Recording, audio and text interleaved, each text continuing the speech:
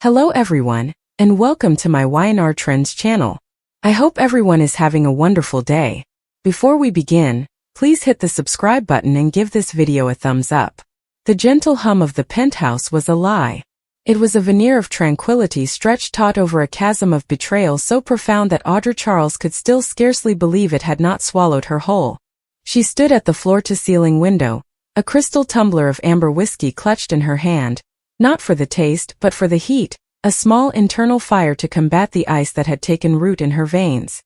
The glittering skyline of Genoa City sprawled before her, a kingdom of ambition and deceit she had fought so hard to conquer, and now in the wake of Claire's treachery, it all felt like so much painted scenery, flimsy and false. Each twinkling light seemed to mock her, a reminder of the alliances that were never real, the loyalties that were always for sale. She had been a fool. A calculating, sharp-edged and brilliantly strategic fool, but a fool nonetheless. She had allowed a crack in her armor, a sliver of something that resembled trust, and Claire had driven a dagger straight through it.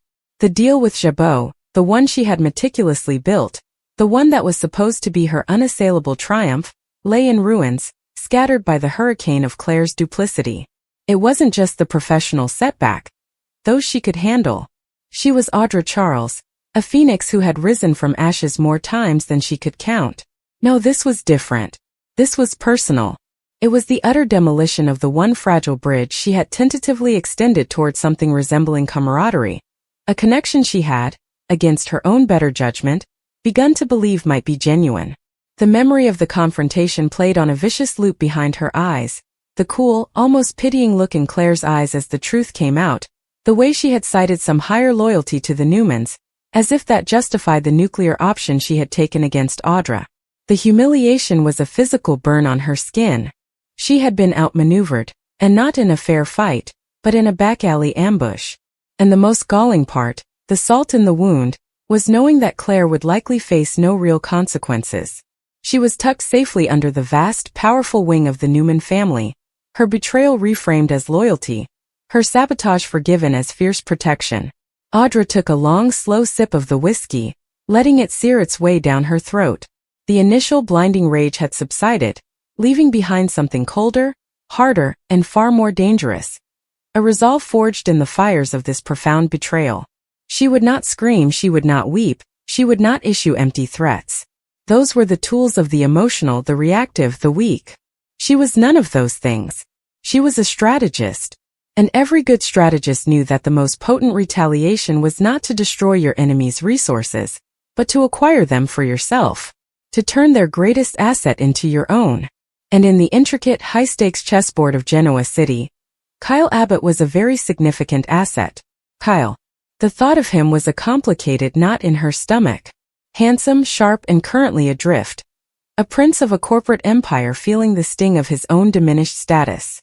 She had seen the frustration in his eyes during their recent meetings, the way he chafed under the weight of his family's expectations and his own perceived failures. He was a man in search of a purpose, a vessel waiting for a new captain to chart his course. And his connection to Claire was the key. He had been her champion, her defender, one of the few people in the city who had looked past her troubled history and seen something worth saving. His love for her, or at least his protective devotion, was a cornerstone of Claire's new fragile stability. To take that away, that would not be a simple business defeat. That would be a heart-shattering, soul-crushing victory. It would be a message delivered not in a boardroom memo, but in the intimate, quiet language of personal devastation. Claire would learn what it felt like to have something precious ripped away, to feel the ground give way beneath her feet, because of a betrayal that struck at the very core of her emotional world. This would be Audra's masterpiece of revenge, painted not in broad, public strokes, but in the subtle, intimate shades of stolen moments and a fractured heart. The plan began to crystallize in her mind, not as a frantic scheme, but as a patient, deliberate campaign. She would not throw herself at Kyle. That was the move of a desperate woman, and Audra was anything but desperate. She was an architect. She would create the conditions for him to come to her. She would become a sanctuary, a mirror, a solution. The first phase was proximity. She started to frequent the society sober bar, knowing it was a place he often went to clear his head, a neutral ground away from the prying eyes and pressing demands of the Abbott mansion. She made sure her appearances were casual, unforced. She would be sitting at a corner table, reviewing a document or simply sipping a mocktail, when he would walk in. A slight, genuine-looking smile of recognition, a small, welcoming gesture. No pressure. Just a familiar face in a lonely city. Their initial conversations were deliberately light, skirting the edges of the corporate turmoil they were both embroiled in. She would ask about Harrison, his son, knowing that was a subject that would always light up his face, and then, just as quickly, shadow it with the complexities of his co-parenting situation with Summer. She was a master listener, her focus absolute, making him feel like he was the only person in the room, that his thoughts, his frustrations were the most important thing in the world at that moment. She began to carefully, artfully, weave the narrative she needed him to believe. She never badmouthed Claire directly. That would have been too obvious, too crude.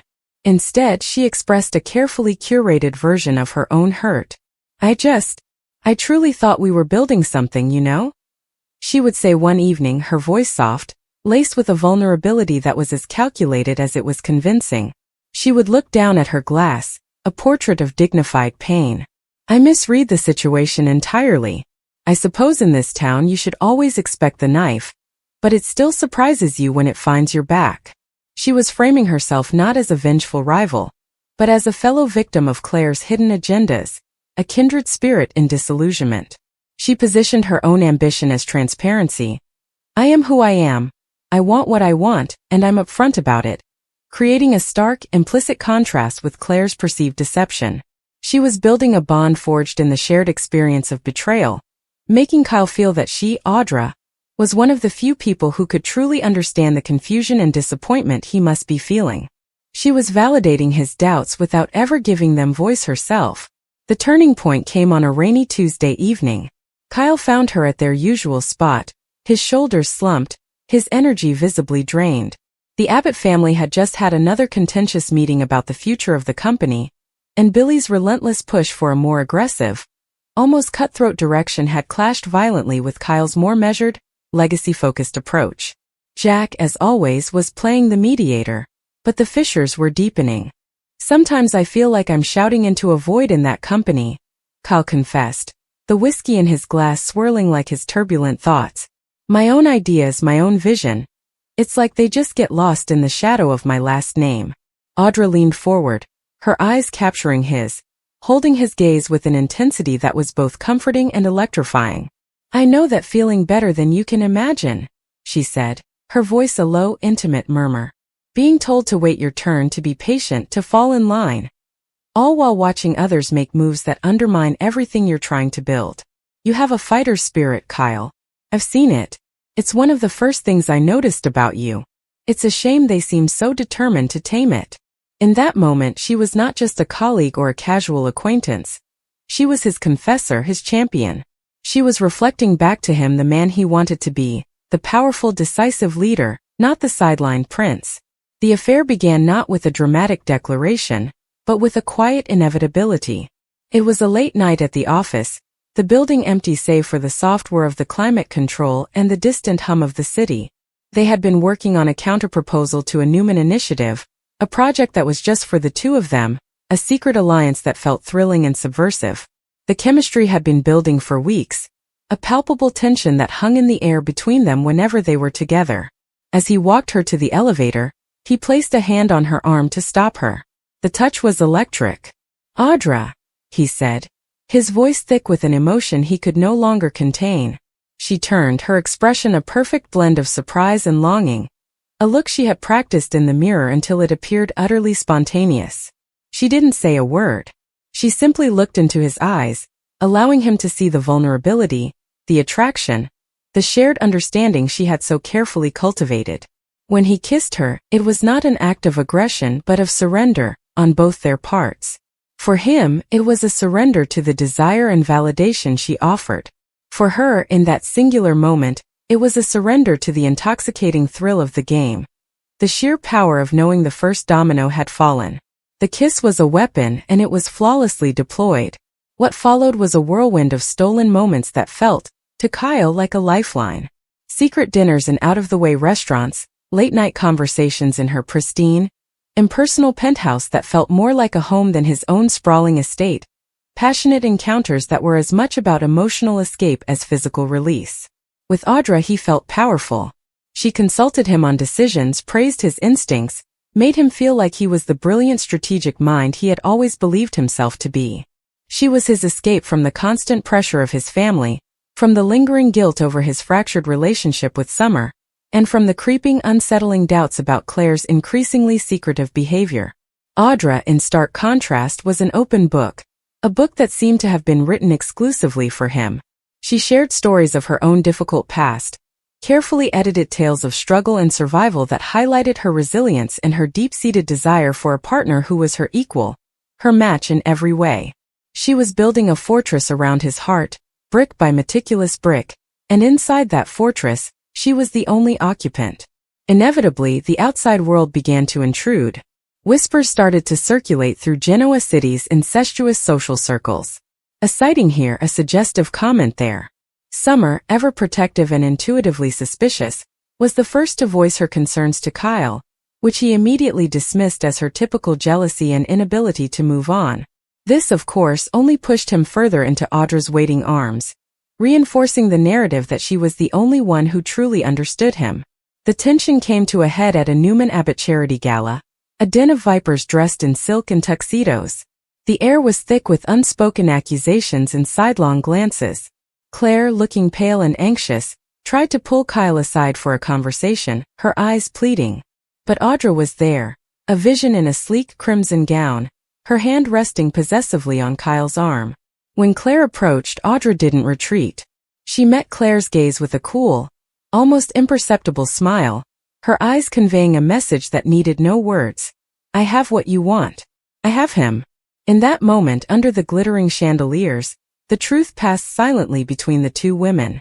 Claire saw the intimacy in the way Audra stood with Kyle, the proprietary air that could not be faked. The betrayal for Claire was a double-edged sword.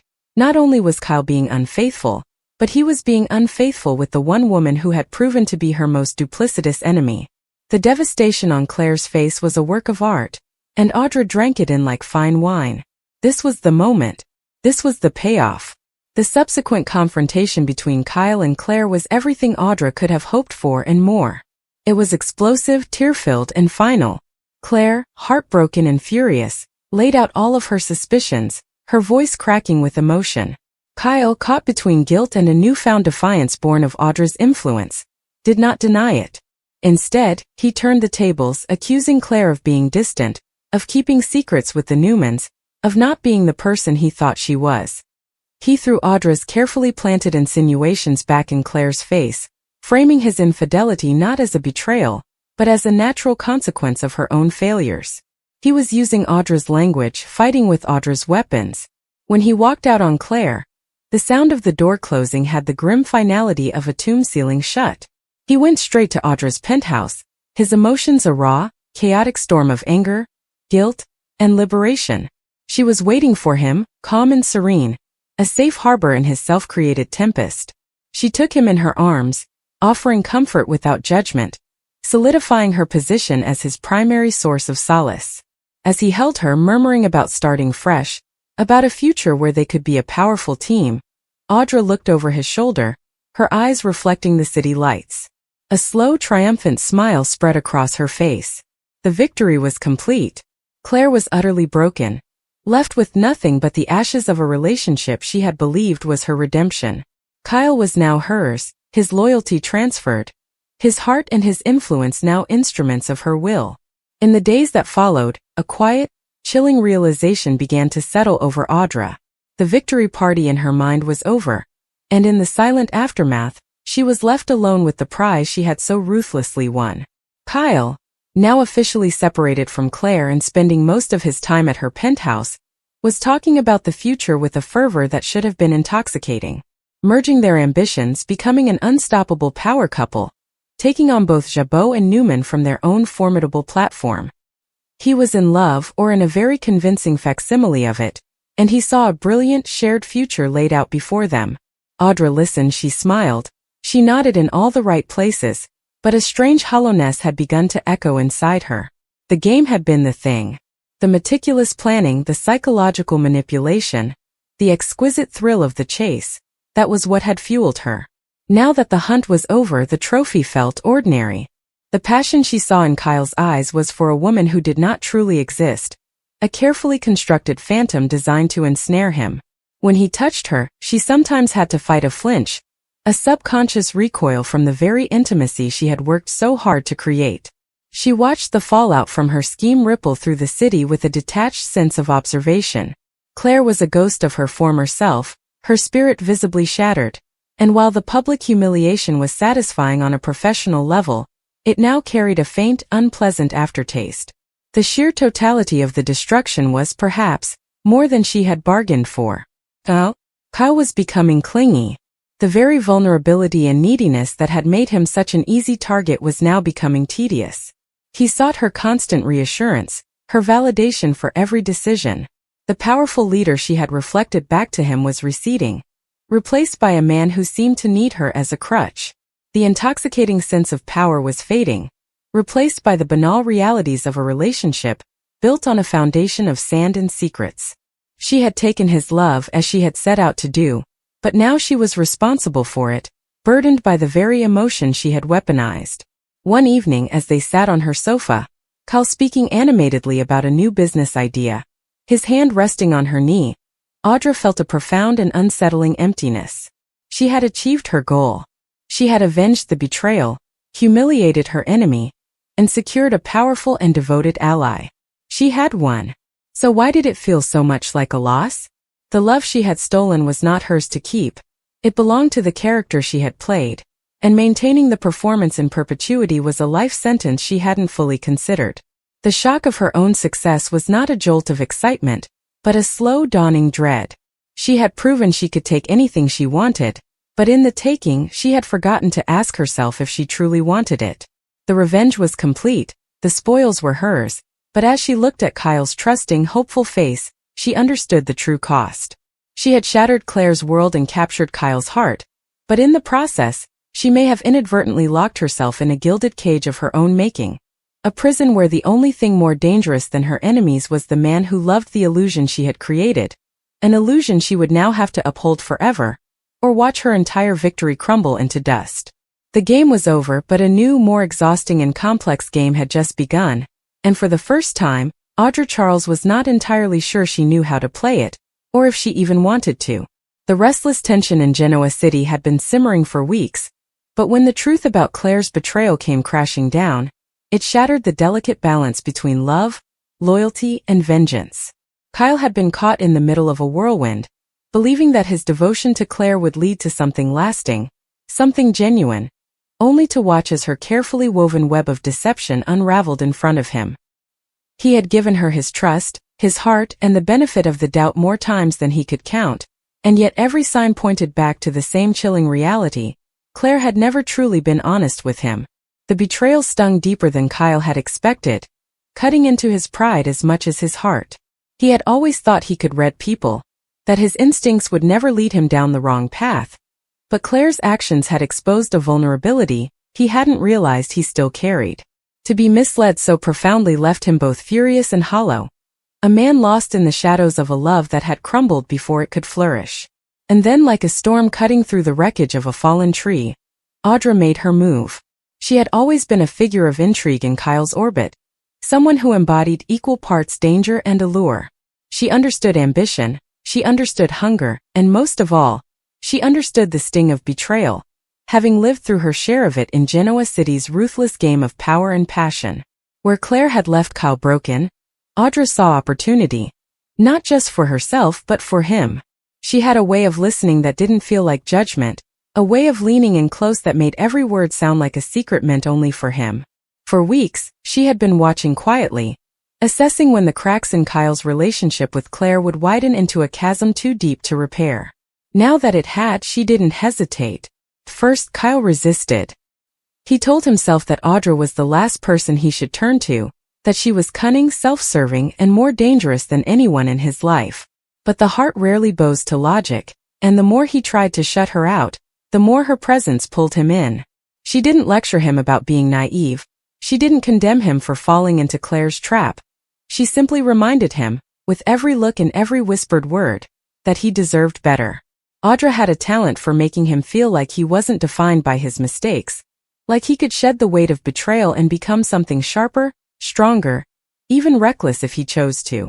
And in the haze of heartbreak, that was exactly what Kyle craved, the chance to feel powerful again.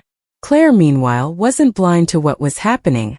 She had expected Kyle to be wounded, maybe even furious, but she hadn't anticipated how quickly Audra would swoop in to claim him. Every time she saw the two of them together, whether it was a fleeting glance across society or a tense run-in at Newman Enterprises, it felt like salt in an open wound.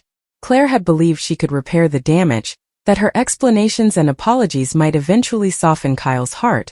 But the more she tried, the more distant he became.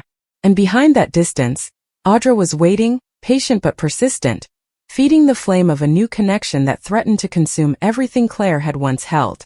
The city buzzed with whispers. Genoa City thrived on scandal, and the sight of Kyle and Audra growing closer sent shockwaves through their circle. Some warned Kyle he was making a mistake, that Audra's motives were never pure, but others admitted that the two of them together had a magnetic energy that was impossible to ignore. For Kyle, the warnings blurred into background noise. He was tired of being the man left in ruins, tired of being seen as someone too easily swayed by women with hidden agendas.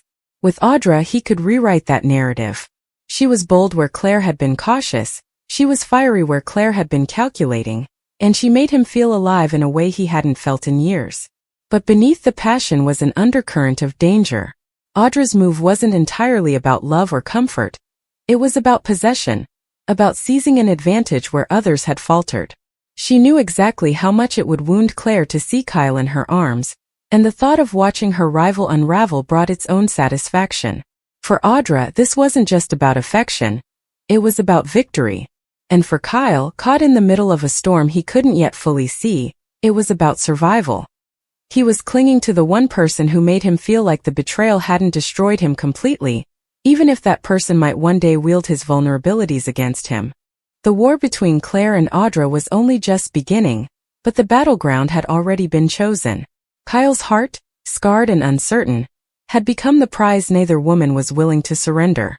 And as the days stretched into weeks, the tension only grew sharper, threatening to shatter not just their fragile triangle, but the entire network of loyalties and secrets surrounding them. Kyle tried to drown the weight of his emotions in late nights at society, lingering over a drink he barely tasted, but every time he closed his eyes, the memories of Claire's betrayal rushed back. It wasn't just the lies themselves, though they cut deep. It was the way she had looked at him in those final moments, eyes darting with guilt, lips trembling with half-formed excuses. She had wanted him to forgive her, to swallow his pride and ignore the damage, but he couldn't.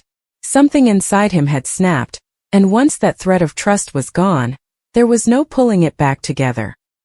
He told himself that he hated her, that she was undeserving of his love, but the truth was messier. He still cared, and that made it worse. Every trace of longing twisted into anger, leaving him restless and volatile, desperate to numb the ache before it swallowed him whole. Audra sensed that darkness the way a hawk senses prey.